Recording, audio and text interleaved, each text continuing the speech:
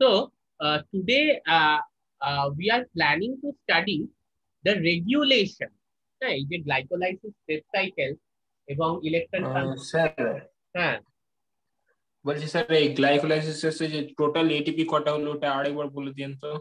গ্লাইকোলাইসিসের total ATP হচ্ছিল, দেখো এতদিন যে ক্লাসিক্যাল, 36টা।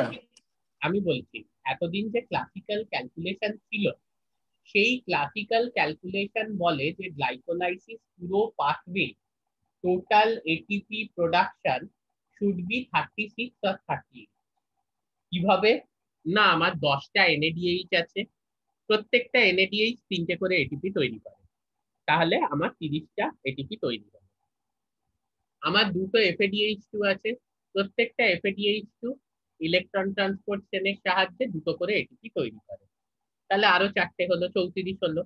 এবং গ্লাইকোলাইসিসে দুটো এটিপি তৈরি হচ্ছে এবং আমার ক্রেব সাইকেলে দুটো এটিপি তৈরি হচ্ছে, তাহলে টোটাল এটিপির সংখ্যা আমার কত হওয়া উচিত? আমার হওয়া উচিত গিয়ে হচ্ছে 38। 38। ওকে, তাহলে 36 কেন বলা হয়? তার কারণ হচ্ছে আমরা জানি যে ইলেকট্রন ট্রান্সপোর্ট চেনটা হচ্ছে কোথায় না, ইলেকট্রন ট্রান্সপোর্ট চেনটা হচ্ছে গিয়ে তোমার মাইটোকন্ড্রিয়াল ইনার মেমব্রেন। এবারে মাইটোকন্ড্রিয়াল ইনার মেমব্রেনে গিয়ে ইলেকট্রন ট্রান্সপোর্ট চেনে পার্টিসিপেট করার জন্য যে এনএডিএইচটা গ্লাইকোলাইসিসের মাধ্যমে তৈরি হয়েছিল সাইটোপ্লাজমে, সে এনএডিএইচটাকে তাহলে মাইটোকন্ড্রিয়াল ম্যাট্রিক্সে ট্রাভেল করতে হবে, ঠিক আছে? সেই যে ট্রান্সপোর্টেশন ব্যাপারটা আছে, তার জন্যও একটা এনার্জি লাগছে। ওকে, তো সেই টোটাল যে এনার্জিটা লাগছে, সেই এনার্জিটা তাহলে ওইখান থেকে যে এটিপিটা প্রডিউস হচ্ছে তার থেকে মাইনাস হবে, যার জন্য গ্লাইকোলাইসিসের এটিপি নট নেসেসারিলি, এই গ্লাইকোলাইসিসের এনএডিএইচ নট নেসেসারিলি 3টে এটিপি তৈরি করে, ওটা দুটো করেও এটিপি তৈরি করে থাকে, তো তার জন্য 36 আসছে। তাহলে 36 বা 38 এইটা ক্লাসিক্যালি বলা হয়েছিল থিওরিটিক্যালি, কিন্তু এক্সপেরিমেন্টালি দেখা গেছে যে কখনোই তোমার 25টার বেশি এটিপি ইলেকট্রন ট্রান্সপোর্ট চেনের সাহায্যে তৈরি হয় না, এবং 4টে এটিপি আমাদের দুটো গ্লাইকোলাইসিস এবং দুটো ক্রেব সাইকেলে তৈরি হয়েছিল। তো টোটাল 29টার বেশি এটিপি তৈরি হওয়া সম্ভব নয়। ওকে, কেন না, এই যে এটিপিটা তৈরি হচ্ছে, একটু মিউট করো, এই যে এটিপিটা তৈরি হচ্ছে 36 বা 38, এটার বেসিসটা হচ্ছে প্রোটন মোটিভ ফোর্স, যে প্রোটন মোটিভ ফোর্সটা তৈরি হয়েছে across the inner membrane of the mitochondria, মানে যে প্রোটন মোটিভ ফোর্সটা তৈরি হয়েছে across the inner membrane of the mitochondria, মানে যে ইন্টারমেমব্রেন স্পেসে এটিপি কনসেন্ট্রেশন, এই proton concentration is high and mitochondrial matrix proton concentration is low. So across the inner membrane of the mitochondria there is a proton motive force, because I please ke mute karo, because in the intermembrane space the ATP proton concentration is high and in the mitochondrial matrix it is low. So there is a proton motive force যেটার বেসিসে কিন্তু ATP production করছে, যত force তত ATP. এইবার ওই proton motive ফোর্সটা পুরোপুরি কখনো এটিপি প্রোডাকশনে কাজে লাগানো হয় না, যদি পুরোপুরি কাজে লাগানো হতো তাহলে হয়তো 36 থেকে 38টাই তৈরি করতো, কিন্তু ওই ফোর্সটার আরো অন্য কাজও আছে। জাস্ট আ মিনিট, হ্যালো, আমি ক্লাস নিচ্ছি, একটু পরে কথা বলছি আপনার সাথে। হ্যাঁ হ্যাঁ হ্যাঁ হ্যাঁ, তো আর কি কাজে ওটাকে লাগানো পাচ্ছি না। হ্যাঁ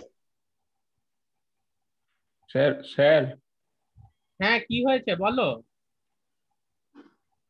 বলো আপনার বলো। আওয়াজ শোনা যাচ্ছিল না। শোনা যাচ্ছে তো এখন? আপনার আওয়াজ শোনা যাচ্ছিল না। এখন শোনা যাচ্ছে তো? হ্যাঁ এবার শোনা যাচ্ছে। আচ্ছা, তাহলে ওই যে হ্যাঁ প্রোটন মোটিভ ফোর্সটা, সেটার একটা পার্ট ইউজ করা হয় কিসের জন্য না, for the transport of inorganic phosphate into the mitochondrial membrane, এরকম একাধিক কাজের জন্য, যার জন্য পুরোপুরি 36 বা 38টা তৈরি হয় না। 25টা প্র্যাকটিক্যালি বা এক্সপেরিমেন্টালি দেখা গেছে ম্যাক্সিমাম ইলেকট্রন ট্রান্সপোর্ট চেনের সাহায্যে 25টা এটিপি মলিকিউল তৈরি করা সম্ভব। ওকে, ক্লিয়ার হলো? হ্যাঁ স্যার, তাহলে এটা কোশ্চেন হলে এবার থেকে লেটেস্টে লিখবো অবশ্যই নোটরিস? অবশ্যই অবশ্যই এটা লিখবে, অবশ্যই এটা লিখবে। ফাইন। যাই হোক, যাই হোক, যে আমাকে জিজ্ঞেস করেছিল অ্যাসেলিউলার না সেলুলার, তার তো আর পাওয়াই গেল না খবর, বাদ দাও। আমরা স্যার ভাইরাস। আছি, স্যার আছি, তুমি আছো? স্যার আছি। হ্যাঁ স্যার। ওকে। দেখো বেসিক্যালি ভাইরাস অ্যাসেলিউলার না নন সেলুলার, এইটা এরকম কিছু একটা মারাত্মক কোয়েশ্চেন নয়। যেটাকে সেলুলার নয় সেটাই ভাইরাসের কোনো সেলুলার স্ট্রাকচার নেই, তাই জন্য এটাকে এ বা নন এই প্রিফিক্সটা লাগিয়ে বলা হয়। Technically speaking it should be non cellular, ঠিক আছে, বিকজ ওর কোনো সেলুলার অর্গানাইজেশন নেই। অ্যাসেলুলার হচ্ছে গিয়ে kind of a thing which could be made up of cells but actually not made up of cells. Sir শোনা যাচ্ছে না। শোনা যাচ্ছে না? বাকিরা শুনতে পাচ্ছ না? হ্যাঁ স্যার, এখন শুনতে পাচ্ছি। হালকা কেটে গেল সাউন্ডটা। না, ব্যাপারটা হচ্ছে যে টেকনিক্যালি দেখো অ্যাসেলুলার নন সেলুলার এতে খুব বড় পার্থক্য কিছু নেই, ঠিক আছে, but technically speaking it should be non cellular. মানে ওটা জাস্ট এইটুকুই বোঝানোর জন্য that it has not got a cellular organisation, it's not having a cellular organisation. Okay. এবার non cellular is a more appropriate word. Acellular কথাটা আমরা তার জন্য বলে থাকি যে which could be made up of cells but is not made up of. Acellular হচ্ছে which could be made up of cells but is not made up of cells, but virus could not be made up of cells, so technically speaking it should be called as non-cellular. Having said that, acellular also conveys the message, so don't lose your head about it, it's okay, either way it's okay, but technically speaking it should be non-cellular. আচ্ছা, এইবার আমরা আজকে একটা খুব important topic শুরু করব। Regulation পড়ার আগে তোমাদের সিলেবাসে আরেকটা টপিক আছে যার থেকে প্রচুর কোয়েশ্চেন আছে, সেটা হচ্ছে গ্লুকোনিওজেনেসিস। আমাদের এই গ্লুকোনিওজেনেসিস ব্যাপারটা কিন্তু পড়তে হবে। কেউ আমাকে বলবে যে এই গ্লুকোনিওজেনেসিস ব্যাপারটা এক্স্যাক্টলি কি? আর ভয় নেই, পুরো 31টা স্লাইড পড়তে হবে না, আমাদের যতটুকু সিলেবাস আছে 7টা স্লাইড ভালো করে দেখলে ভালো মতো গ্লুকোনিওজেনেসিস শেখা হয়ে যাবে। স্যার কালকে কোশ্চেন করেছিলাম যে ম্যাট্রিক্সে ইনঅর্গানিক ফসফেটটা কিভাবে এলো, ওটা বললেন না।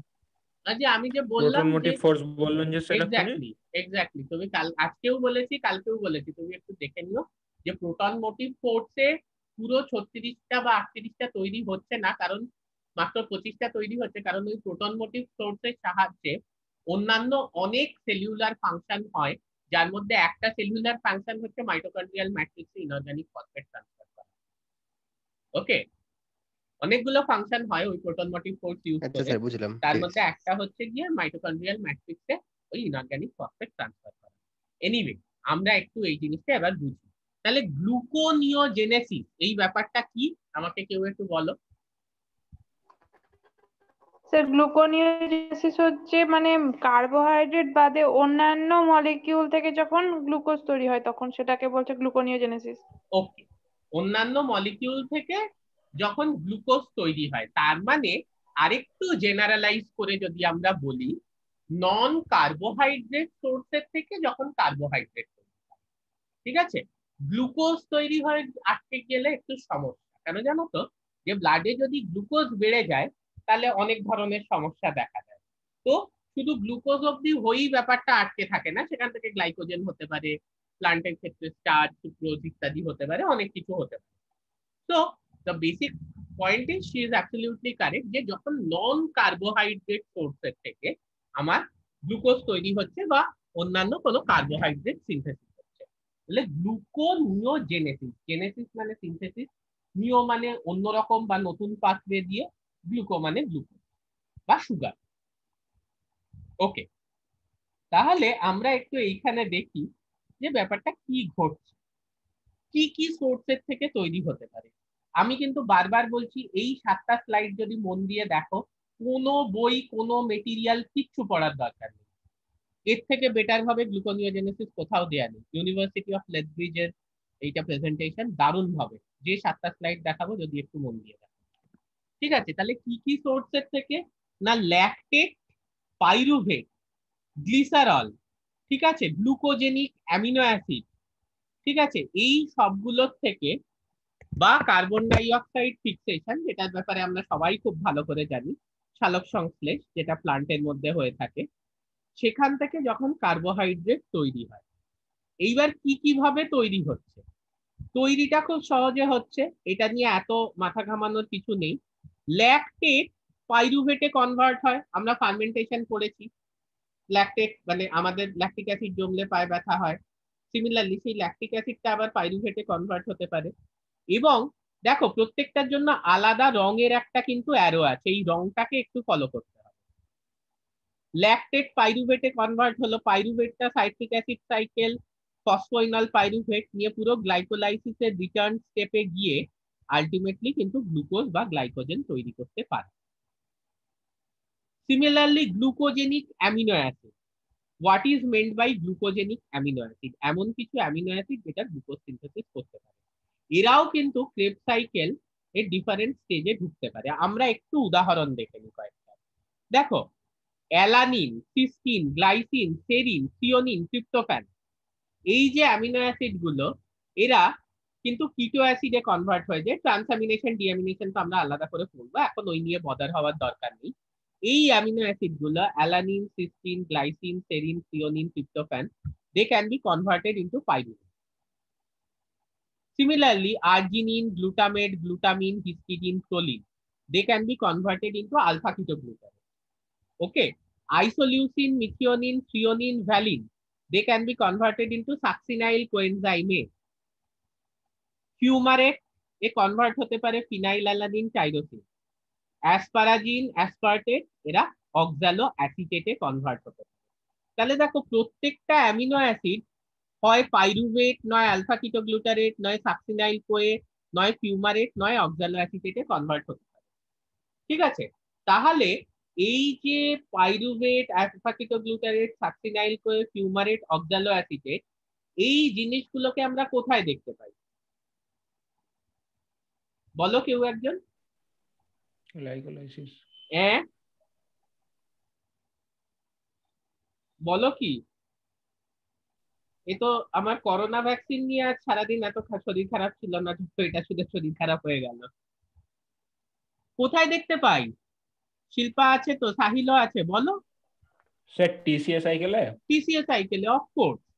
তাহলে এই অ্যামিনো অ্যাসিড গুলোকে টিসিএ সাইকেলের ডিফারেন্ট প্রোডাক্টে কনভার্ট করে দেওয়া যায়। ওকে, তারপর এরা টিসিএ সাইকেলে ঢুকবে, ঢুকে পাইরুভেট তৈরি করবে, নিয়ে ফসফোইনল পাইরুভেট, গ্লাইকোলাইসিসের উল্টো স্টেপ গুলো দিয়ে। আবার বলছি, টিসিএ সাইকেল তো সাইকেল চক্রাকারে ঘুরছে, তাহলে সেটা তো যেদিকেই ঘুরলো একই ব্যাপার। গ্লাইকোলাইসিসের উল্টো স্টেপ গুলো দিয়ে তারা কিন্তু আবার তৈরি করতে পারে গ্লুকোজ। ওকে, তারা কি কি তৈরি করে থাকে না, এখানে আমরা দেখতে পাচ্ছি তারা গ্লাইকোপ্রোটিন, ডাইস্যাকারাইড, মোনোস্যাকারাইড ইত্যাদি কিন্তু তৈরি করে থাকে। সিমিলারলি ট্রাইঅ্যাসাইল গ্লিসারল, ঠিক আছে, এই ট্রাইঅ্যাসাইল গ্লিসারল গ্লিসারলে কনভার্ট হয়ে যায়, এবং গ্লিসারলটা গ্লিসারালডিহাইড 3-ফসফেটে কনভার্ট হয়ে যায়। ট্রাইঅ্যাসাইল গ্লিসারল কি? ট্রাইগ্লিসারাইড, মানে ইটস দা লিপিড, খুব বাজে লিপিড আমাদের শরীরে, সেটাকে আমরা ট্রাইগ্লিসারাইড বলে থাকি। সেটা গ্লিসারলে কনভার্ট করা যায়, how? By breaking it down, glycerol molecule release হয়ে গেল, ফ্যাটি অ্যাসিডস গুলো আলাদা হয়ে গেল। That can be converted into glyceraldehyde three phosphate. Glyceraldehyde three phosphate কি করা যায়?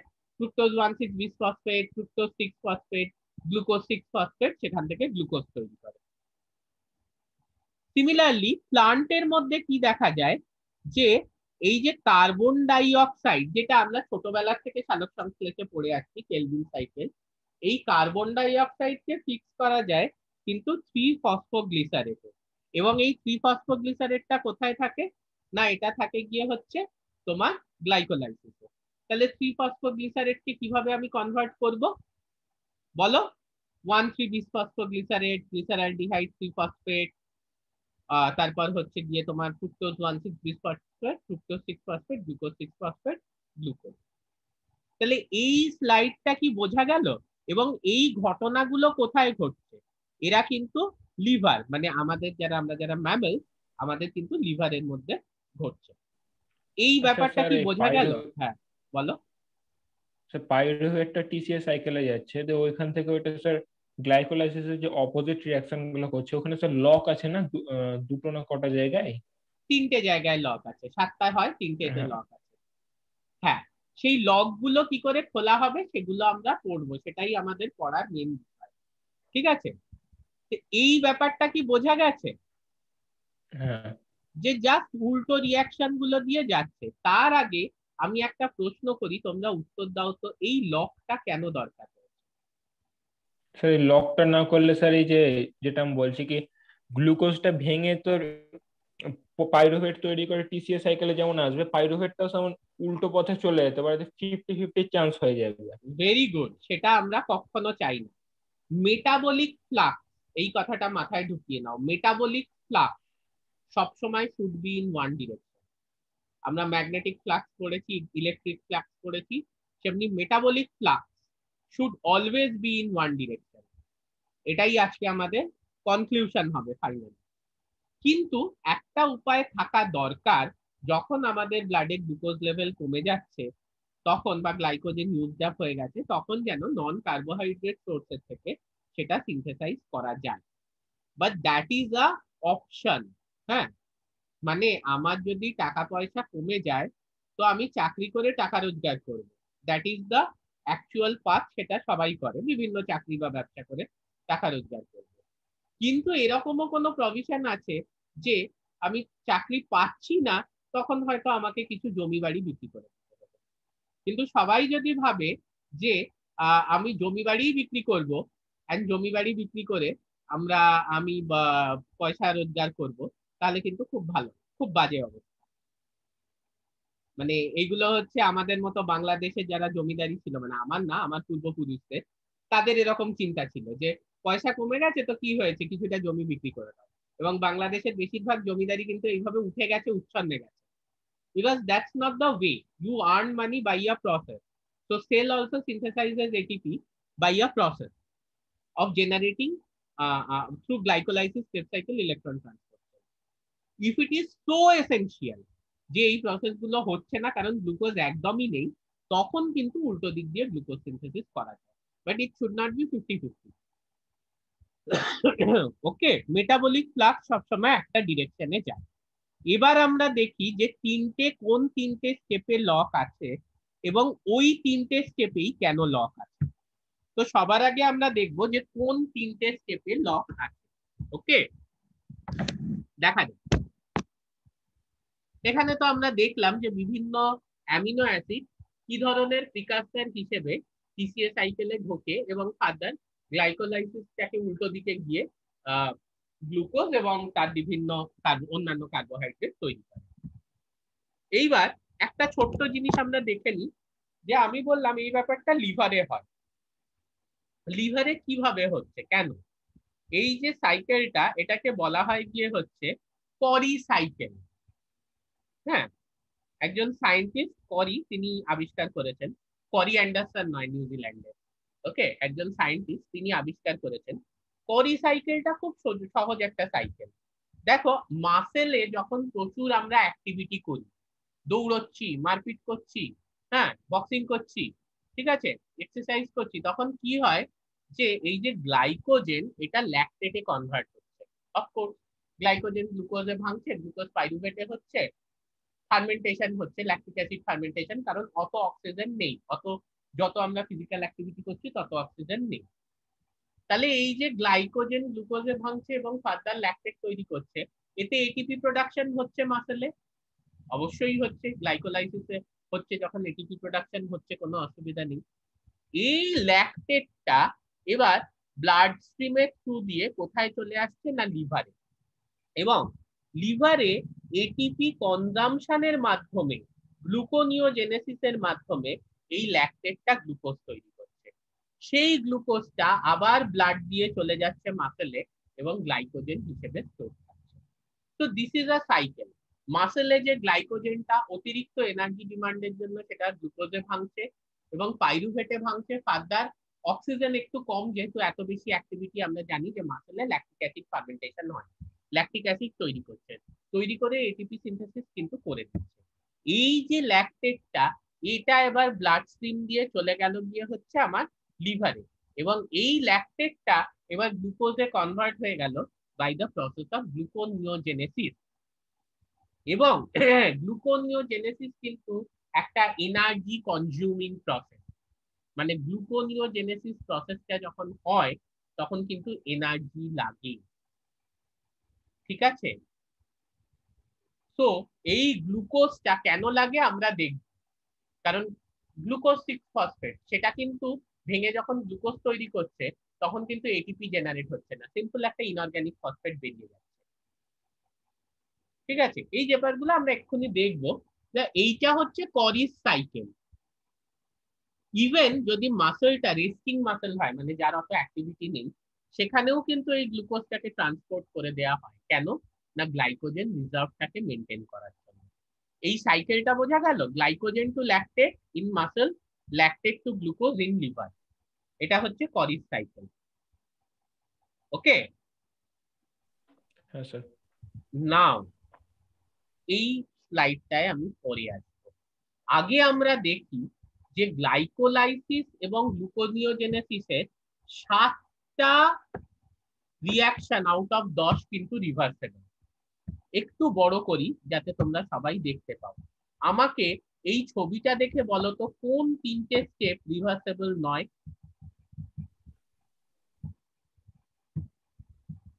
পুরোটা তো একসাথে দেখা যাচ্ছে না, এইখানে দেখো ফার্স্ট স্টেপটা রিভার্সেবল না নন রিভার্সেবল? ইরিভার্সেবল। গ্লুকোজ থেকে গ্লুকোজ 6-ফসফেটটা, হ্যাঁ, গ্লুকোজ থেকে গ্লুকোজ 6-ফসফেট হেক্সোকাইনেজ তৈরি করছে, কিন্তু সেম হেক্সোকাইনেজ কিন্তু গ্লুকোজ 6-ফসফেট থেকে গ্লুকোজ তৈরি করতে পারছে না। তাহলে সেটা কে তৈরি করছে? সেটা তৈরি করছে গ্লুকোজ 6-ফসফেটেজ বলে একটা enzyme. So this step is irreversible. বোঝা গেল? এইবার দেখো, গ্লুকোজ থেকে যখন গ্লুকোজ 6-ফসফেট তৈরি হচ্ছে তখন কিন্তু এটিপি কনজিউম হচ্ছে, এটিপিটা এডিপিতে কনভার্ট হয়ে যাচ্ছে। তাহলে উল্টোটা যখন হচ্ছে তখনও এটিপি তৈরি হওয়া উচিত ছিল। আবার বলছি, গ্লুকোজ 6-ফসফেট থেকে যখন গ্লুকোজ হচ্ছে তখনও এটিপি তৈরি হওয়া উচিত ছিল সাবস্ট্রেট লেভেল ফসফোরিলেশনের মাধ্যমে, তাই তো? হচ্ছে কি এখানে? হচ্ছে না, কিন্তু গ্লুকোজ থেকে গ্লুকোজ 6-ফসফেট তৈরি হচ্ছে, একটা ইনঅর্গানিক ফসফেট বেরিয়ে যাচ্ছে। বোঝা যাচ্ছে? এইটা এই জন্য আমি তোমাদের বোঝাতে চাইছি যে গ্লুকোনিওজেনেসিসে কিন্তু কোনো এনার্জি তৈরি হয় না। Gluconeogenesis is an energy consuming process. কারণ গ্লুকোজ 6-ফসফেটের থেকে একটা তো ইনঅর্গানিক ফসফেট বেরোলো, তাহলে তো এটিপি তৈরি হতেই পারে, তো এরকম কিন্তু কিছু হচ্ছে না। Glucose 6-phosphate is converted into glucose by another enzyme, glucose 6-phosphatase, which hydrolytically মানে in presence of water leaves glucose 6-phosphate to produce glucose, leaving inorganic phosphate. তারপরে step glucose six phosphate to fructose six phosphate, perfectly reversible step, তাই তো? হ্যাঁ sir, এটা আইসোমারাইজ করে তো না? Isomerase করে, রিভার্সেবল স্টেপ। তারপরে স্টেপটা দেখো, ফ্রুক্টোজ এটা 6-ফসফেট থেকে এটা ইরিভার্সেবল, ফ্রুক্টোজ 1,6-বিসফসফেট, ইরিভার্সেবল। কিভাবে না, এখানেও সিমিলারলি ফ্রুক্টোজ 1,6-বিসফসফেটের থেকে ফ্রুক্টোজ 6-ফসফেট তৈরি হচ্ছে, হ্যাঁ, এবং সেই প্রসেসটায় কিন্তু ফ্রুক্টোজ 1,6-বিসফসফেটেজ এনজাইম গুলো কিন্তু মনে রাখতে হবে। আগামীকাল যখন আমরা পড়ব রেগুলেশন গ্লাইকোলাইসিসের তখন কিন্তু খুব ইম্পর্টেন্ট এগুলো, এনজাইমের নামটা কিন্তু একটু মাথায় রাখতে হবে। ফ্রুক্টোজ 1,6-বিসফসফেটেজ এ কি করছে? ফ্রুক্টোজ 1,6-বিসফসফেটের থেকে ফ্রুক্টোজ 6-ফসফেট তৈরি করছে, কিন্তু এটিপি ফসফেট বেরোলেও, ইনঅর্গানিক ফসফেট বেরোলেও এটিপি প্রোডাকশন কিন্তু হচ্ছে না। ওকে, তারপরের প্রত্যেকটা স্টেপ কিন্তু আমার রিভার্সেবল, ঠিক আছে? 1,6-বিসফসফেটের থেকে গ্লিসারলডিহাইড 3-ফসফেট, 1,3-বিসফসফোগ্লিসারেট, এই প্রত্যেকটা স্টেপ আমার রিভার্সেবল স্টেপ। একমাত্র এই যে লাস্ট স্টেপটা দেখো, কি হলো বাবা, এত বড় কেন হয়ে গেল? একমাত্র এই যে লাস্ট স্টেপটা দেখো, সেটা ভুল বাবা,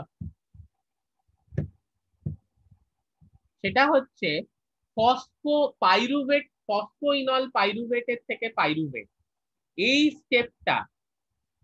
স্টেপটা কিন্তু ইররিভার্সিবল স্টেপ। ফসফোইনল পাইরুভেট থেকে পাইরুভেট তৈরি হচ্ছে গিয়ে বাই পাইরুভেট কাইনেজ, কিন্তু উল্টো স্টেপটার জন্য দুটো এনজাইম রেসপন্সিবল, আমরা এক্ষুনি পড়বো। দেন এনজাইম গুলো হলো পাইরুভেট কার্বক্সিলেজ এবং পেপ কার্বক্সি কাইনেজ, আমরা পড়বো এটার ব্যাপারে। এই যে উদ্দেশ্যটা, যে তিনটে স্টেপকে ইররিভার্সিবল রাখা হলো, এটার উদ্দেশ্যই হচ্ছে একটা খুব সিম্পল জিনিস, সেটা হচ্ছে এই যে লাইনটা আমি তোমাদের বলেছিলাম, ঠিক আছে, metabolic flux is always in one direction, ঠিক আছে, সেটা সবসময় ইউনিডাইরেকশনালি চলে, দুটো ইভেন্ট কখনো ইকুয়ালি প্রবাবল হয় না। ফাইন, তাহলে হয় না, খুব ভালো কথা। তাহলে এবার তোমরা বলবে হ্যাঁ যে এইটা কিভাবে হচ্ছে, মানে কি এনজাইম দ্বারা হচ্ছে। এইখানে দেখো যে সিম্পল গ্লুকোজ 6 ফসফেটেজ এবং ফ্রুক্টোজ 1,6 বিসফসফেটেজ, এই স্টেপ গুলো খুব ইজি স্টেপ। কেন না, এ হাইড্রোলিটিক্যালি জাস্ট ফ্লিপ করে দিচ্ছে এবং একটা ফসফেটকে বার করে দিচ্ছে, ঠিক আছে, এগুলো খুব ইজি রিয়াকশন এবং খুব ফেভারেবল রিয়াকশন। নেক্সট আরেকটা রিয়াকশন যদি আমরা দেখি, সেই রিয়াকশনটা কিন্তু একটু আমাদের মাথা ঘামাতে হবে। মাথাটা কিভাবে ঘামাতে হবে, পাইরুভেট থেকে যখন ফসফোইনল পাইরুভেট কনভার্ট করা হচ্ছে, পাইরুভেটটা যদি ইয়েতে থাকে, সাইটোপ্লাজমে থাকে, সেটাকে কিন্তু মাইটোকন্ড্রিয়ায় নিয়ে যেতে হবে। ওকে, পাইরুভেট থেকে যখন ফসফোইনল পাইরুভেট তৈরি করা হচ্ছে, পাইরুভেটটা যদি সাইটোপ্লাজমে থাকে, পাইরুভেটটা, if the pyruvate is present in the cytoplasm of the cell, it has to be transported into mitochondria.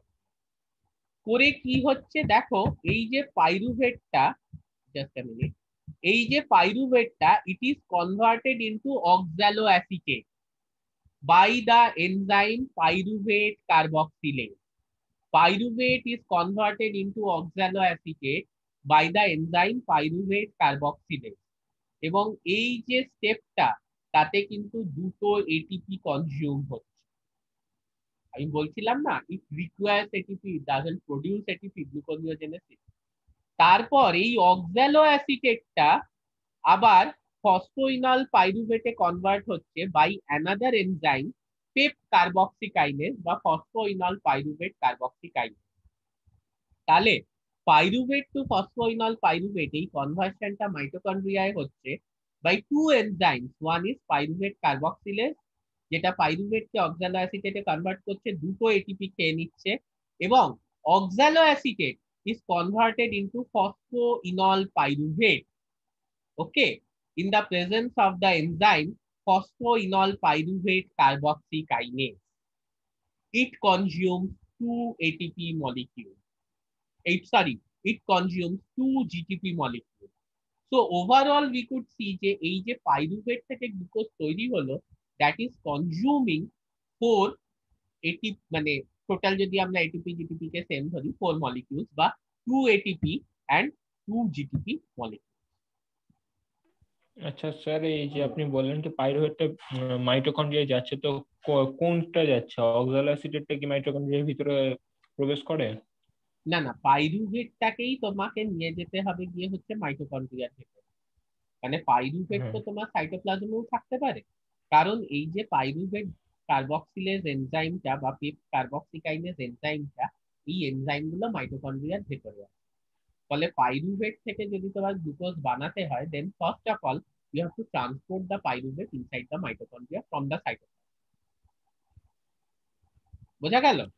তাহলে তো ওইটা তো এনার্জি লাগবে না, পাইরুভেট ট্রান্সফারে এনার্জি লাগে না। পাইরুভেট কিভাবে ট্রান্সফার হয়, যে সাইটোপ্লাজম থেকে মাইটোকন্ড্রিয়াল যে ইন্টারমেমব্রেন স্পেস আছে, সেখানে তো এমনিই চলে যায়। কোরিন বলে এক ধরনের প্রোটিন থাকে মাইটোকন্ড্রিয়াল আউটার মেমব্রেনে, কোরিনস বলে এক ধরনের প্রোটিন থাকে। সেই প্রোটিন গুলো small molecules like pyruvate etcetera তাদেরকে এমনি পাস করতে পারে। ওকে, সো ও সাইটোপ্লাজম থেকে মাইটোকন্ড্রিয়াল ইন্টারমেমব্রেন স্পেসে এমনি চলে গেল। ওকে, বোঝা যাচ্ছে? এবার ইন্টারমেমব্রেন স্পেসের থেকে যদি ওকে ম্যাট্রিক্সে যেতে হয় তার জন্য ইউ হ্যাভ দিস ট্রান্সপোর্টার। হ্যাঁ, পাইরুভেট ট্রান্সপোর্টার ওখানে থাকে যেটা ট্রান্সপোর্ট করতে সাহায্য করে। সেই প্রসেসটার জন্য আলাদা করে কোনো এনজাইম লাগে, এই কোনো এনার্জি লাগে। যদি তাই লাগতো তাহলে গ্লাইকোলাইসিসে এন্ড ক্রেবস সাইকেলের যে এনার্জি চার্টটা আমরা দেখছিলাম সেখানে পাইরুভেটকে সাইটোপ্লাজম থেকে মাইটোকন্ড্রিয়াল ম্যাট্রিক্সে ট্রান্সপোর্ট করার যে এনার্জিটা আছে সেই এনার্জিটা আমরা মাইনাস আমরা করিনি। বোঝা গেল? নাও দ্য বিগেস্ট কোয়েশ্চেন, যে এই 7টা স্টেপ রিভার্সেবল, 3টে স্টেপ ইরিভার্সেবল কেন আমরা বুঝলাম, কিন্তু প্রশ্নটা দাঁড়াচ্ছে যে এই 3টে স্টেপই কেন ইরিভার্সেবল, বাকি স্টেপগুলো কেন ইরিভার্সেবল নয়? এই প্রশ্নটার উত্তর আছে গিয়ে হচ্ছে এই চার্টে। আমি তোমাদের চার্টটা দেখাচ্ছি এবং আমি আগ্রহ করব, কি হলো দেখে যাচ্ছে না, আমি তো আগ্রহ করব যে তোমরা এই চার্টটা দেখে একটু আমাকে নিজেরা ভেবে বলো, এই দিস ইজ দ্য চার্ট, যেখানে প্রত্যেকটা রিয়াকশনের সঙ্গে যে ফ্রি এনার্জি চেঞ্জ রিলেটেড সেই ফ্রি এনার্জি চেঞ্জ গুলো দেয়া আছে। আমি আগ্রহ করব যে তোমরা এই চার্টটা দেখে আমাকে বলো যে ওই 3টে স্টেপই কেন ইরিভার্সেবল হবে।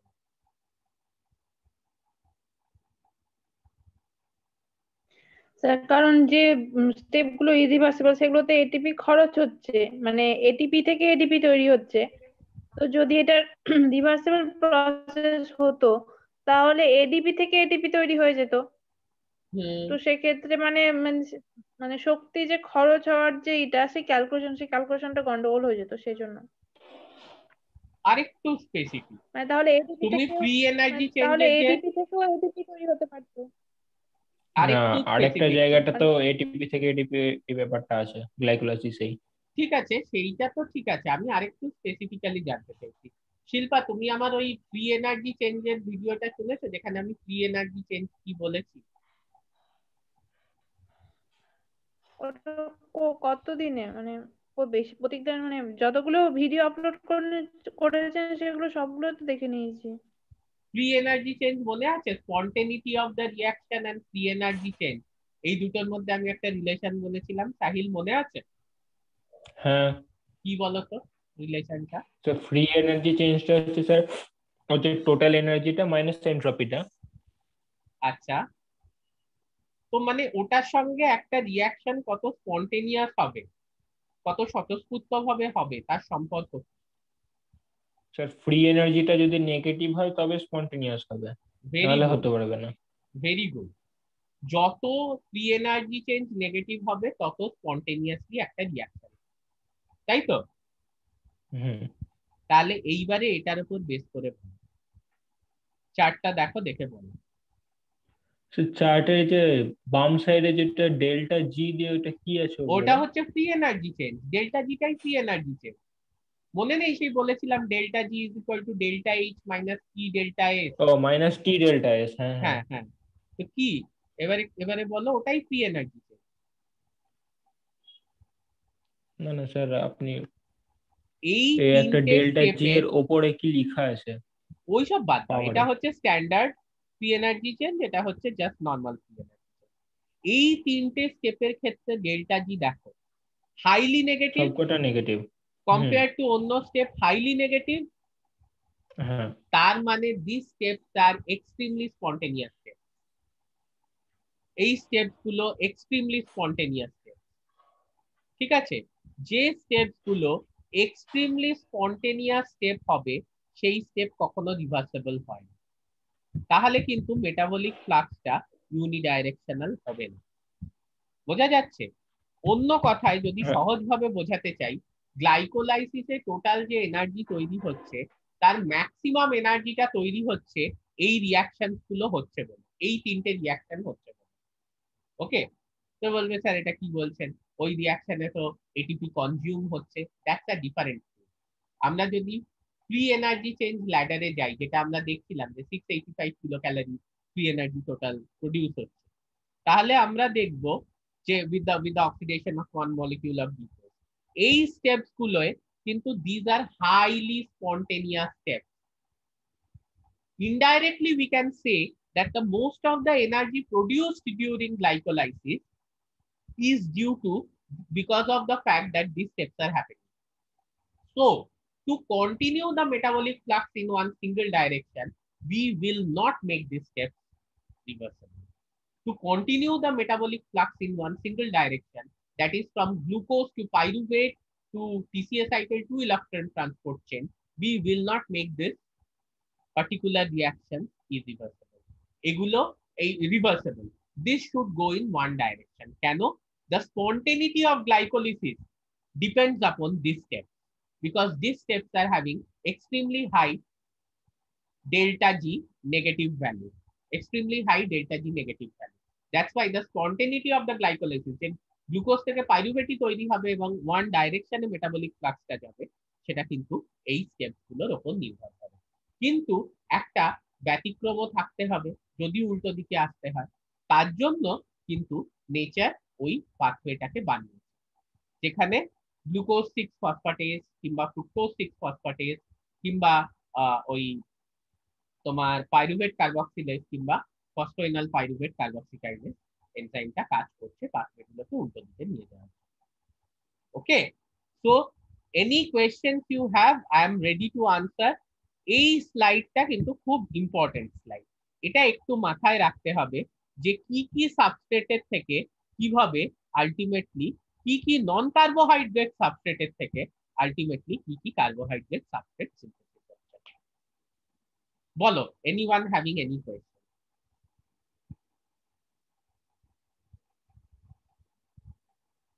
এখন কোয়েশ্চেন নাও থাকতে পারে, মেবি হয়তো ভিডিওটাকে দুবার তিনবার শুনতে হবে, বাট আই উড রেকমেন্ড যে এটা তোমরা 2-3 বার যদি শুনে নাও, আর গ্লুকোনিওজেনেসিস নিয়ে কিছু ভাবারও দরকার নেই, কিছু পড়ারও দরকার নেই।